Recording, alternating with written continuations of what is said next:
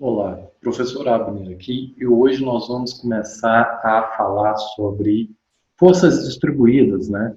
São forças distribuídas por um corpo rígido, né? Um corpo rígido ele tem uma certa dimensão, então quando tem uma força externa agindo sobre um corpo rígido, como que a gente trata essa força externa quando ela, na verdade, é distribuída sobre todo o corpo rígido, né?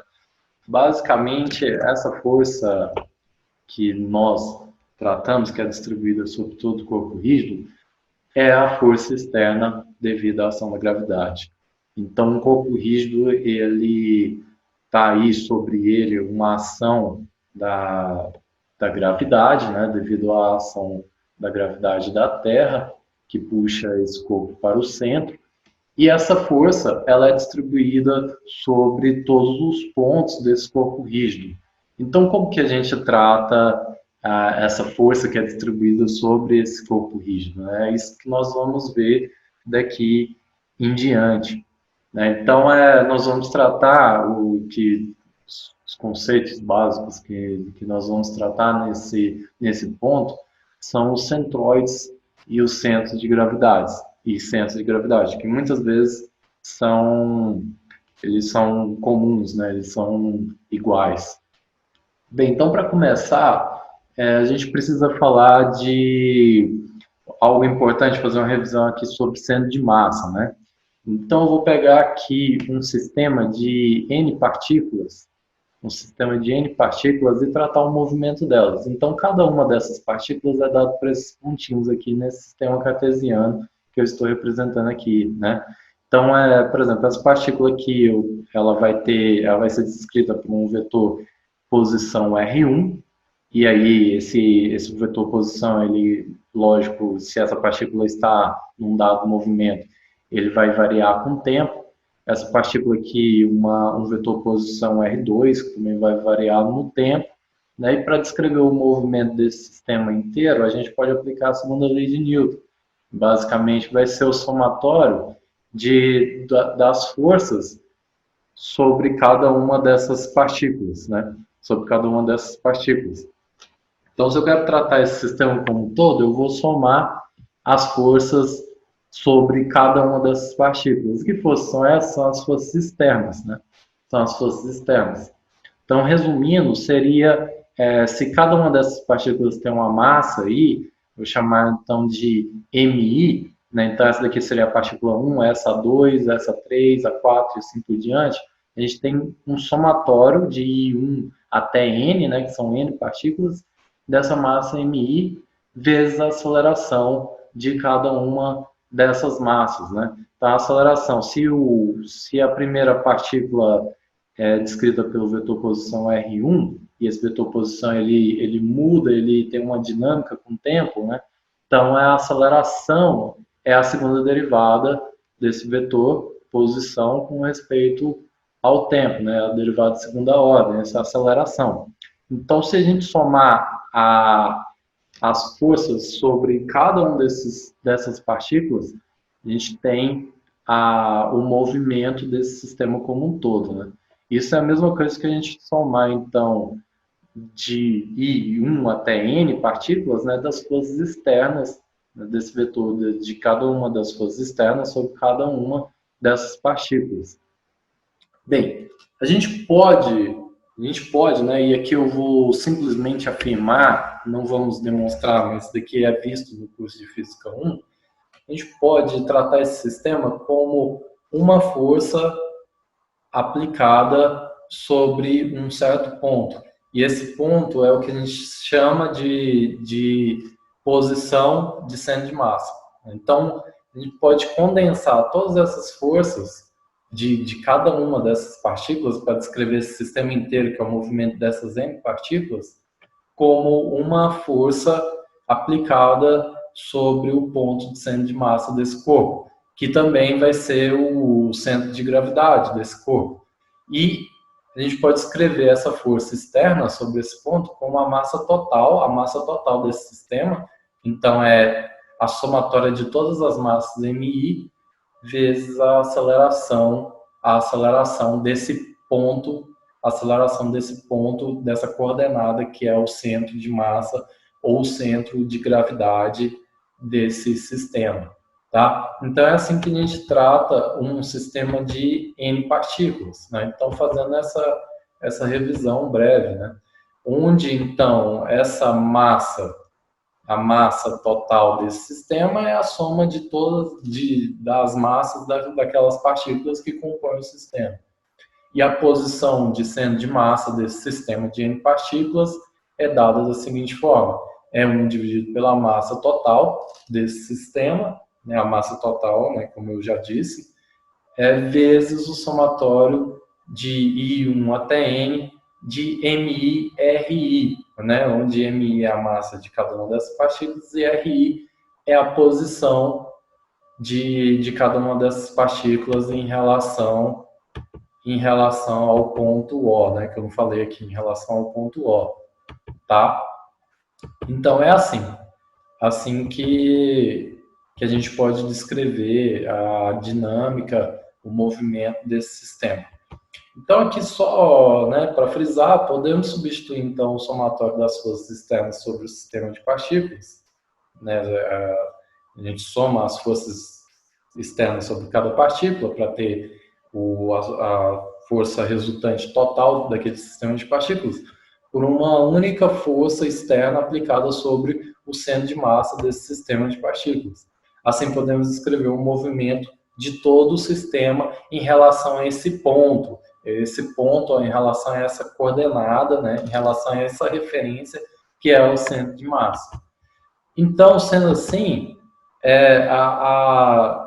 o movimento desse sistema pode ser dado simplesmente, né, como a derivada segunda, né, em relação ao tempo do somatório de MI/RI, né, MI/RI. Veja que se MI não depende do tempo, eu poderia tirar essa somatória aqui para fora, e eu ficaria com simplesmente a soma das forças externas sobre cada uma das partículas, né? Somar as forças sobre cada uma das partículas, né? E isso eu posso escrever, então, como sendo igual a massa total desse sistema, vezes a aceleração total desse sistema em relação ao centro de massa, né? Que é como essa posição de centro de massa se move com o tempo, qual a aceleração desse ponto do centro de massa, como que ele se move, né? Bem, veja que se eu substituir essa massa total pela somatória, né, de I1 até N dessas massas MI, né, então isso daqui é simplesmente essa massa total, vezes a derivada segunda em relação ao tempo da posição de centro de massa, e a posição de centro de massa está descrita aqui, né, então é 1 sobre M, a massa total desse sistema, está aqui, ó, 1 dividido pela massa total desse sistema, vezes somatório de 1 até N, MI/RI.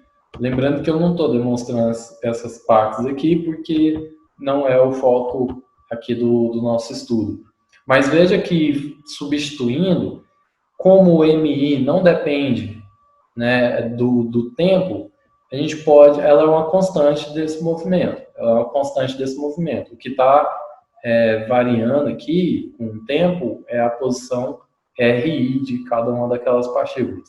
Então, essa parte aqui corta com essa parte, e a gente tem que isso é igual simplesmente a derivada segunda em relação ao tempo desse somatório, né, de I1 até N, MI, RI. E isso é simplesmente esse termo aqui, né? Isso é simplesmente fazer isso tudo aqui. Isso é simplesmente somar as forças externas sobre cada uma daquelas partículas, né? Somar as forças sobre cada uma das partículas, né? A gente tem a força total. Bem, então, com isso, eu só quero, sem demonstrar profundamente, que essa expressão é exatamente somar as forças externas de cada uma daquelas partículas que compõem o nosso sistema, e assim a gente descreve o sistema como um todo.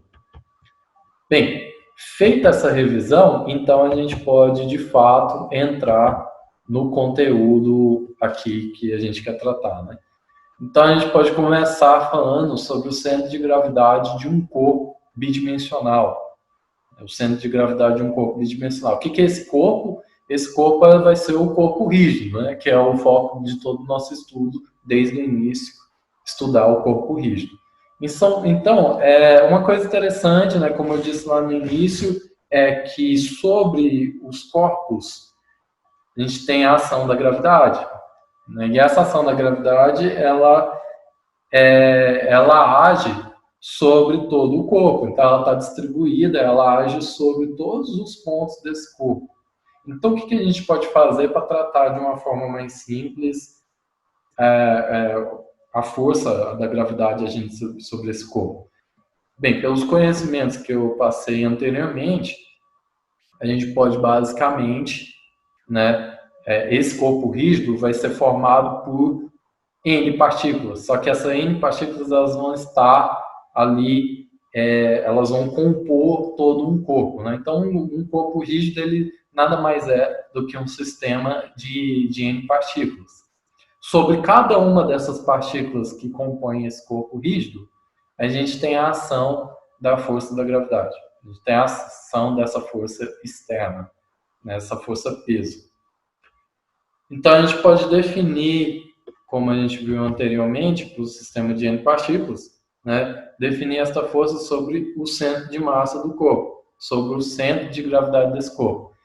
Então, o que nós temos que fazer, né, você já chega à conclusão, nós temos que determinar qual que é o centro de massa ou o centro de gravidade desse corpo rígido. O que nós vamos fazer aqui, de início, é fazer isso para um corpo bidimensional. Fazer isso para um corpo bidimensional. Ok. Então, veja. Vamos tratar aqui o centro de gravidade de um corpo bidimensional. Vamos pegar aqui um corpo qualquer, de formato qualquer, né, bidimensional, e aí o centro de gravidade dele é esse ponto aqui dado por G, tá? Esse ponto, ele tem coordenadas x barra e y barra, tá? Aqui na figura, minha reta passou aqui por cima da barra, mas aqui é y barra.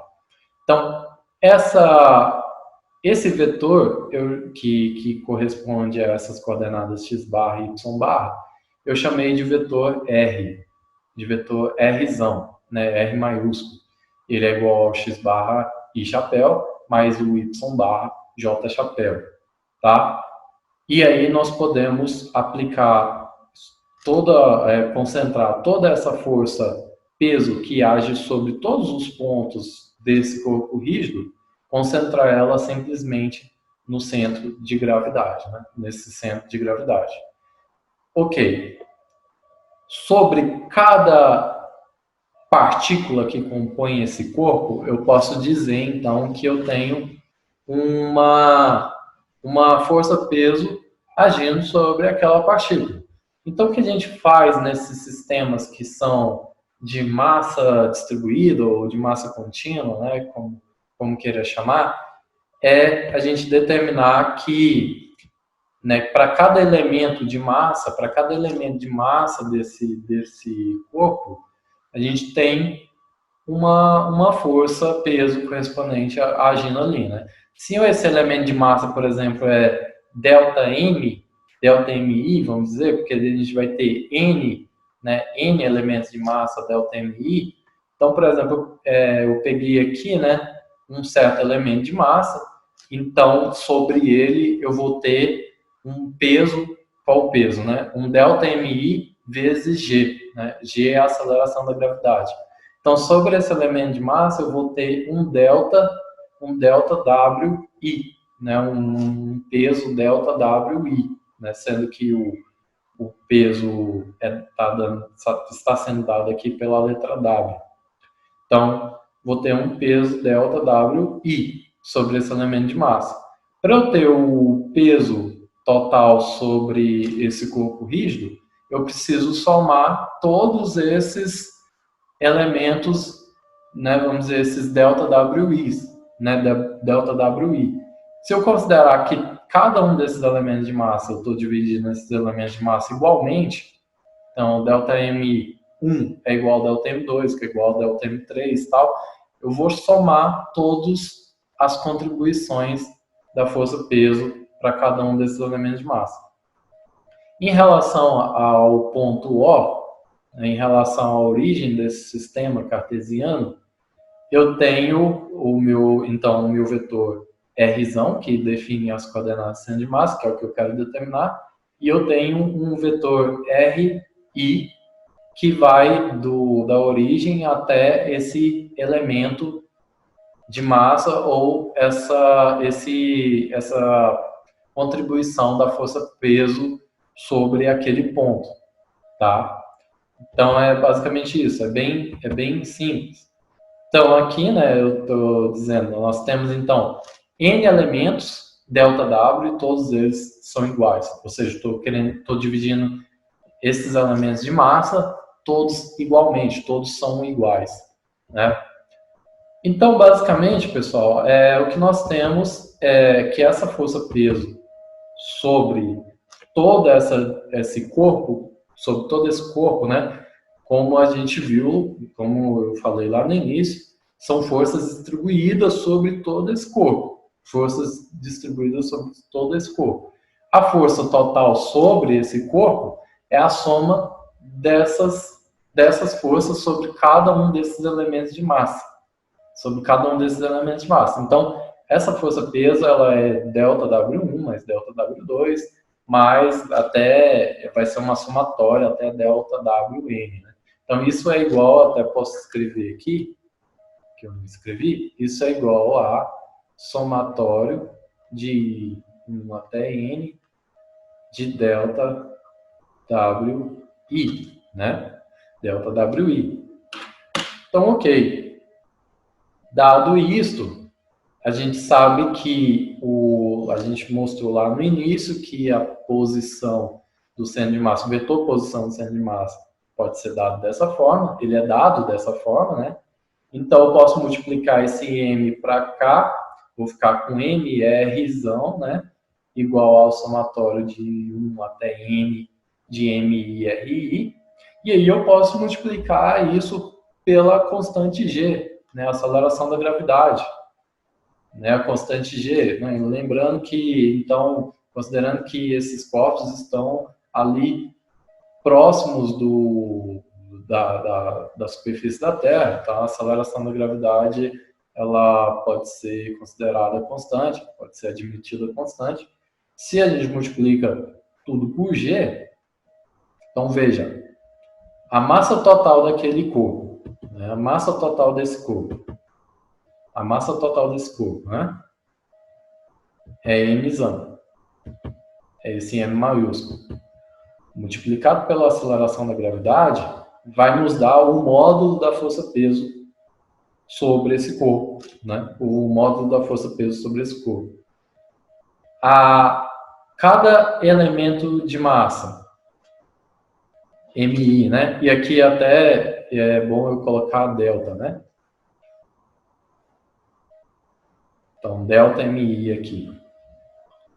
Delta MI. Vou colocar aqui esses MIs, lá no começo era a massa de cada partícula, mas aqui vai ser cada elemento de massa, né? Então, vou colocar aqui o delta MI, porque cada partícula minha, que compõe esse corpo rígido, eu estou dizendo que ele tem uma massa, um elemento de massa delta MI, correto?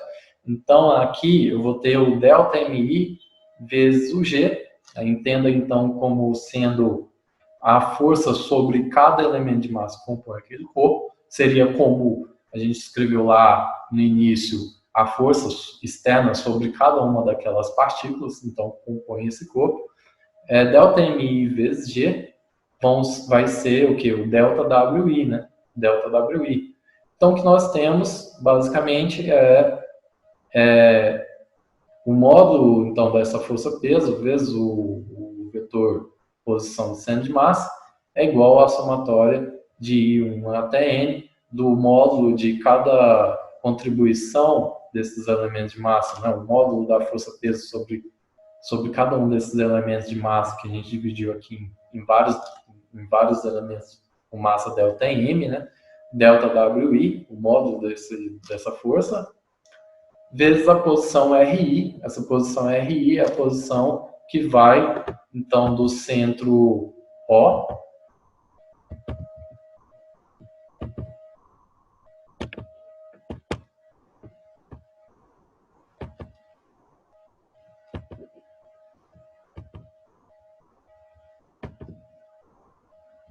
que vai do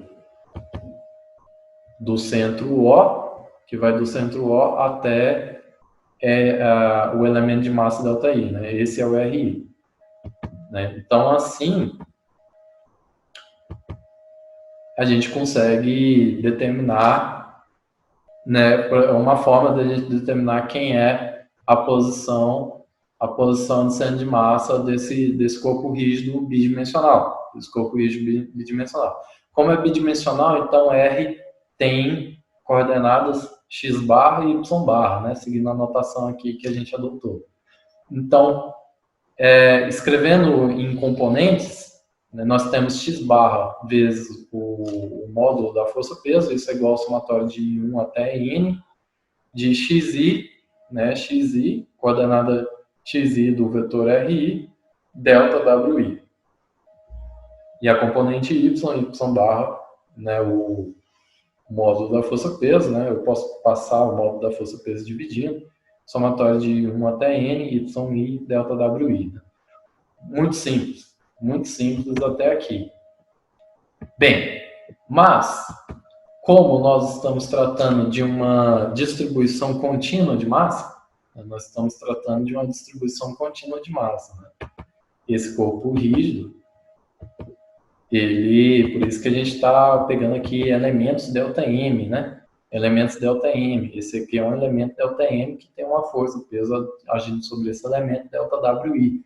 Então, nós temos, na verdade, uma distribuição contínua de massa aí. E então, como a gente tem uma distribuição contínua de massa, né, a gente tem que fazer, né, a gente faz aquele limite, porque a gente tem que entender esse elemento de massa a zero. A gente tem que entender cada um daqueles elementos de massa a zero e somar todos, e fazer uma soma de todos. Então, o que a gente faz é aquele limite, né? No caso aqui, como a gente está trabalhando com a força-peso sobre cada um daqueles elementos de massa, a gente faz um limite de delta WI, e aqui eu coloquei essa seta aqui em cima, mas pensando tudo em módulo aqui, delta WI tender a zero, né? Delta WI tender a zero. Então, fazendo o limite delta WI tendendo a zero, desse somatório xi delta WI, isso nada mais é, né, pessoal, do que, então, se transforma numa integral, né? Uma integral de x dw, né? O nosso elemento de integração é o dw. E a mesma coisa para o y. Então, assim que a gente escreve as coordenadas x barra e y barra de um centro de gravidade de um corpo rígido bidimensional, né? E esse corpo rígido, claro, ele é formado por uma distribuição contínua de massa. Então, a gente, para determinar as coordenadas do centro de gravidade desse corpo, a gente precisa requisitar, então, o uso de uma integração, né? Porque é uma distribuição, como eu disse, é uma distribuição de força-peso sobre todo aquele corpo, tá?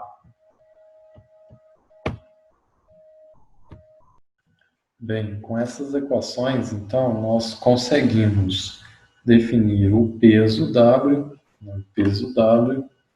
e também conseguimos definir as coordenadas x barra e y barra né, do centro de gravidade de uma placa plana, né, daquela placa plana. Então, a placa bidimensional, a gente utilizou aqui para tratar o nosso problema.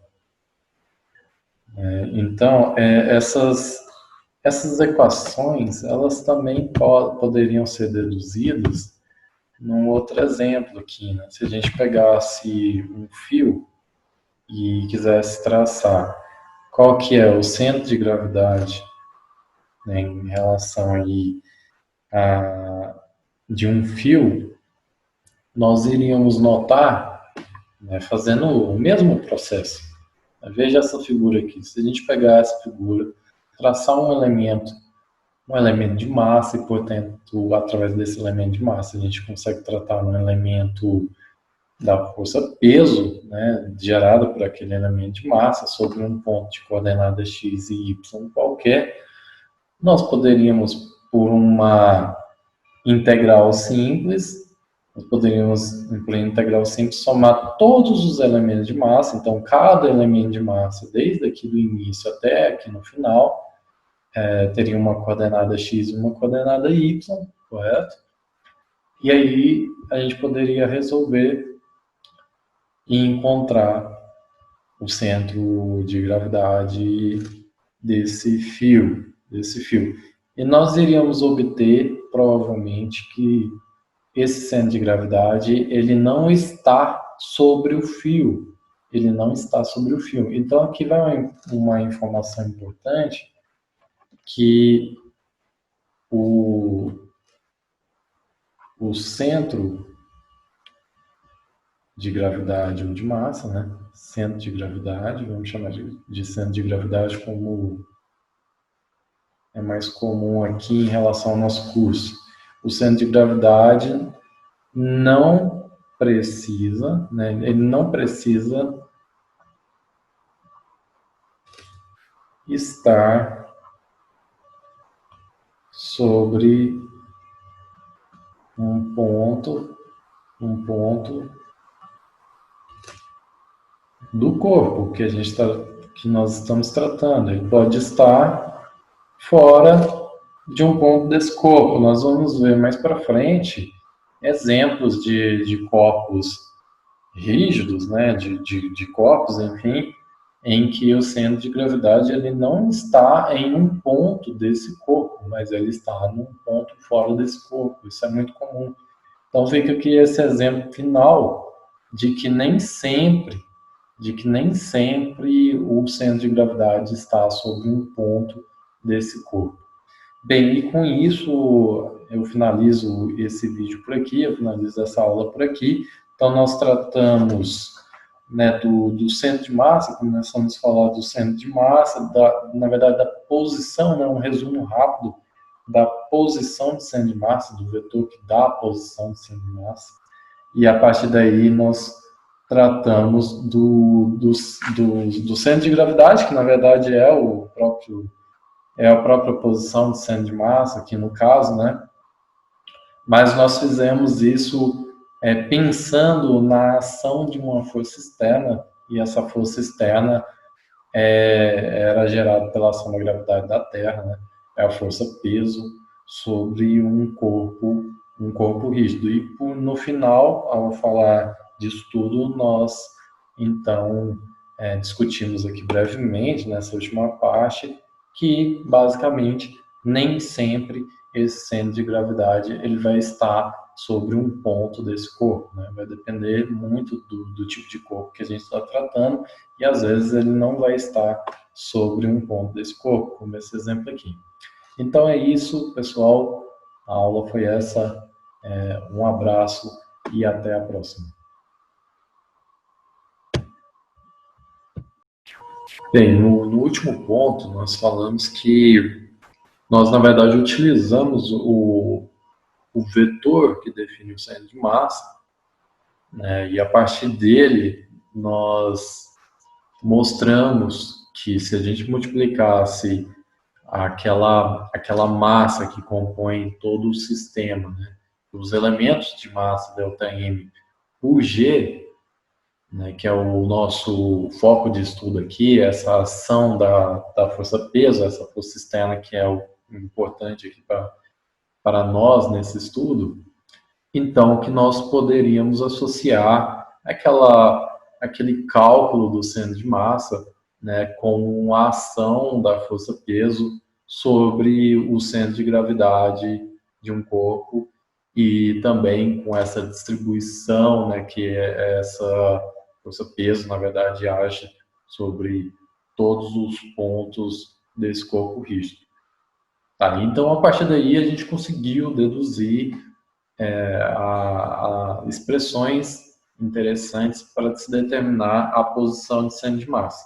Agora nós vamos ver por um outro ponto de vista, agora que está claro para nós vamos ver por um outro ponto de vista, que é pelo cálculo do momento da força-peso. Então nós podemos, por exemplo, pensar no vetor momento, né? O vetor momento, mzão aqui, né? Agora esse m aqui não é aquela massa mzão que eu escrevi lá, como igual, então, a r vetor w, sendo w a força-peso, né?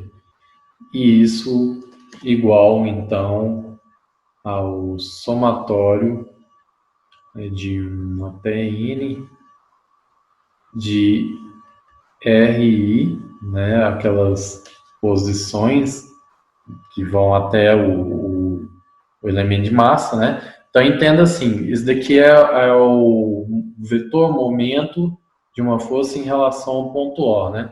E essa distância do ponto O até o ponto de centro de massa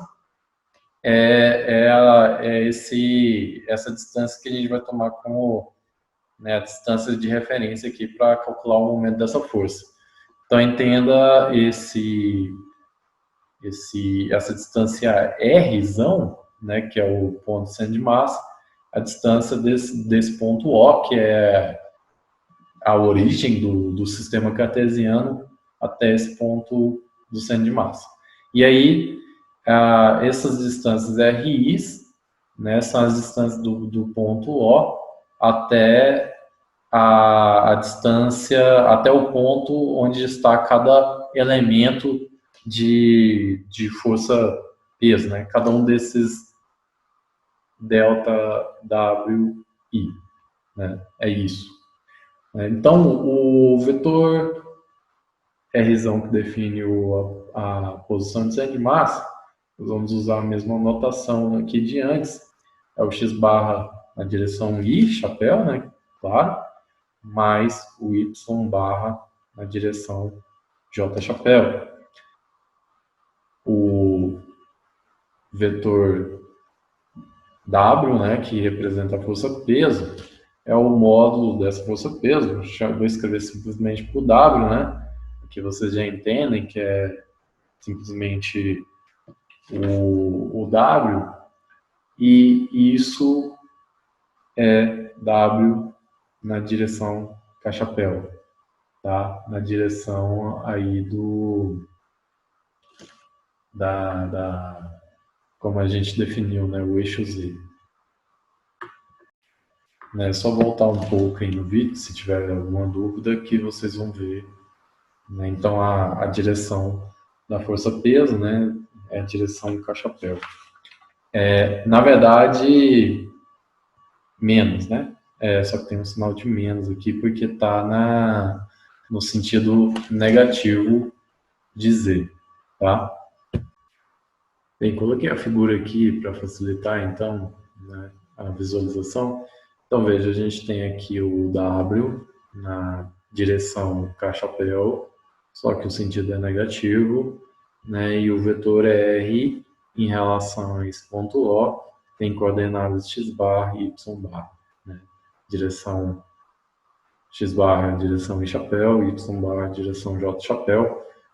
Na verdade, a gente não sabe a princípio o sinal aqui, né? Dependendo do corpo. Aqui o ponto de E é o centro de gravidade, né? E esse vetor R, então, só recapitulando, ele vem daqui até esse ponto, né? Tá, isso.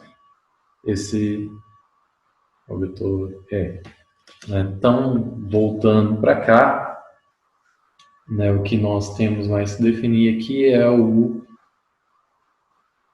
vetor RI, que são vários, né, depende do índice, tem coordenadas XI, chapéu, mais YI, J, chapéu, J, chapéu. E o da delta W, I, é menos delta W, K, chapéu, né? É isso, I, né? Desculpa, que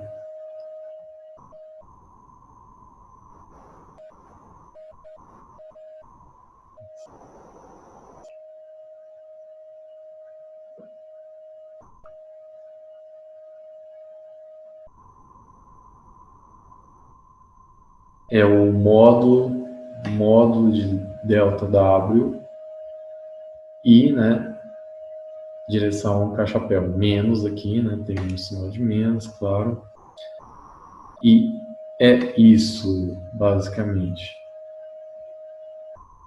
né.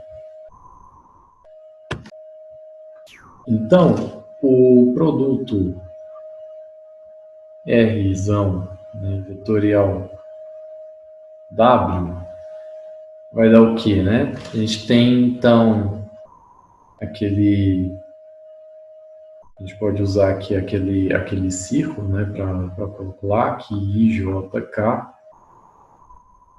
né, no sentido anti-horário, a gente sabe os produtos, no sentido horário, a gente também consegue determinar. Então, nós temos aqui XI, X barra e chapéu vetorial K chapéu, dá menos J chapéu, só que tem esse sinal de menos, então a gente tem aqui X barra W, o módulo da força peso J chapéu, mais Y barra W e chapéu. E a mesma coisa a gente pode aplicar para o produto R e chapéu vetorial delta W I, né? Que é igual a, então, XI delta W I, módulo de delta W, e J chapéu, mais YI delta WI e chapéu, certo? Então, agora jogando esse resultado aqui no cálculo do momento da força em relação ao ponto O, então nós temos que x barra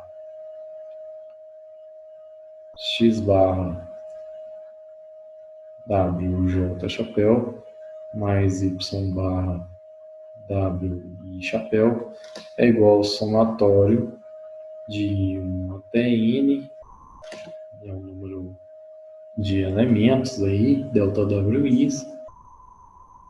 XI, delta WI, J chapéu, mais YI, delta WI, J chapéu.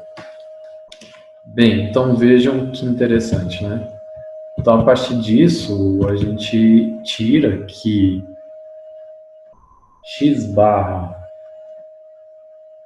W é igual ao somatório de 1 até N de xi delta WI, e isso é igual isso é igual a componente my do momento da força, né?